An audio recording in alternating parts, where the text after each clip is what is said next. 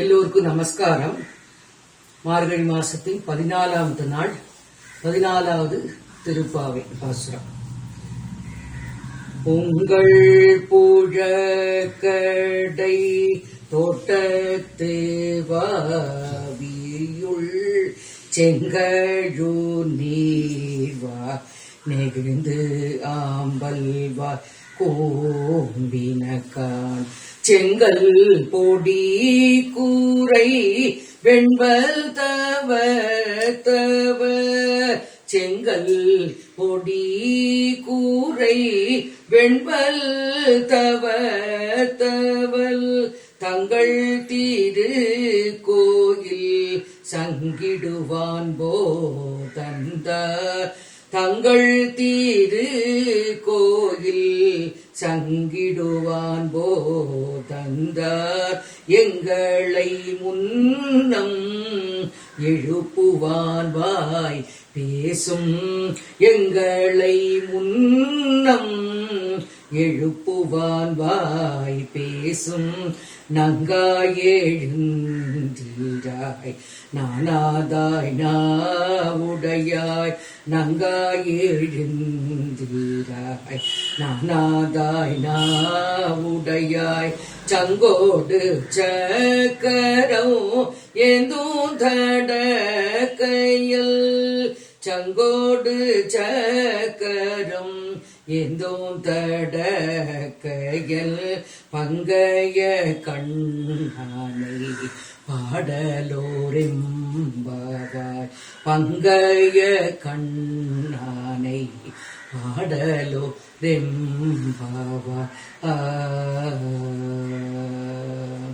14வது பாடலின் அர்த்தம் பார்த்தேன்னா, பொழுது காலம்புற விடியறது எப்படின்னு தெரியறதுங்கிற, அதாவது அந்த உங்கள் புழக்கடை தோட்டத்துல, புழக்கடைனா இந்த கொல்லப்பக்க சைடும்பா, இந்த கிராமப்புறத்துல எல்லாம் புழக்கடைனா வீட்டோடு பேக் சைடு. அங்க செங்கழுநீர் வாய் நெகிழ்ந்துன்னு வந்திருக்கு பார்த்தீங்களா. செங்கழுநீர் வாய் நெகிழ்ந்துனாக்க, செங்கழுநீர்னாக்க அது ஒரு பூவோட பேராக்கும். சம்ஸ்கிருதத்துல சௌகந்தி புஷ்பம் சொல்லுவான். அது வாய் திறக்கிறதாம். சூரியனை பார்த்தோன்னே காலம்பர பொழுது அது வாய் நெகிழ்ந்து போறது. ஆம்பல் வாய் கூம்பின கண். ஆனா ஆம்பல் பூ கூம்பி போயிட்டு விடுமா. ஏன்னா அது சந்திரனை பார்த்தாக்கா அது மலரும். அதனால ஆம்பல் பூ கூம்பி போயிடுறது. அந்த சமயம், அதாவது காலம்பர வேலை, அழகா பொழுது புலந்து இருக்கிற வேலையில செங்கல் பொடி கூரை வெண்பல் தவிர்த்தவர், அந்த செங்கல் கலர்ல காவி உடை உடுத்திட்டு இருக்கிற நிறைய பாகவதோத்தமர்கள்லாம் நல்ல வெண்பல் வரிசையா இருக்கா. நல்ல புண்ணிய செய்தவா அவன் தங்களோட கையில சங்க எடுத்துண்டு பகவானோட கோவிலுக்கு போயிட்டு இருக்கானாம்.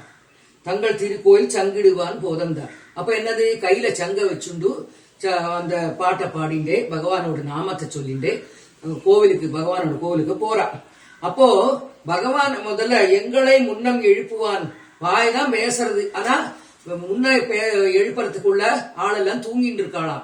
அப்போ நங்கா எழுந்திராய், நீதானே சொன்ன எழுப்புறேன்ட்டு, உனக்கு வெக்கமா இல்லையா, நீயே தூங்கிட்டு இருக்கியே, அப்போ நீ எழுந்துரு, உனக்கு வெக்கமா இல்லையா, நான் நாவ வச்சு சொன்னே, வாய் தான் பேசுறது தவிர்த்து எழுப்புறதுக்கு தெரியலையே அப்படின்ட்டு தோழிகள் சொல்றான். இன்னொட்டு சங்கோடு சக்கரம் ஏந்தும் தடக்கையும், சங்கு சக்கரம் எல்லாம் வச்சுட்டு இருக்கிற அந்த மகாவிஷ்ணு, அந்த கிருஷ்ணரை பாக்கிறதுக்கு நம்மெல்லாம் பங்கையே கண்ணானை பாடலோர் என்பாவாய். பங்கையம்னா தாமரை, தாமரை கண்ணனை பாடுறதுக்கு கொடுத்து வச்சிருக்கலாம். அதனால காலம்பரை எழுந்திரி ஸ்நானம் பண்ணலாம், ஸ்நானம் பண்ணி அந்த பகவானை பார்க்க போலாம் அப்படின்ட்டு சொல்லப்பட்ட இந்த பாசுரம். நமஸ்காரம்.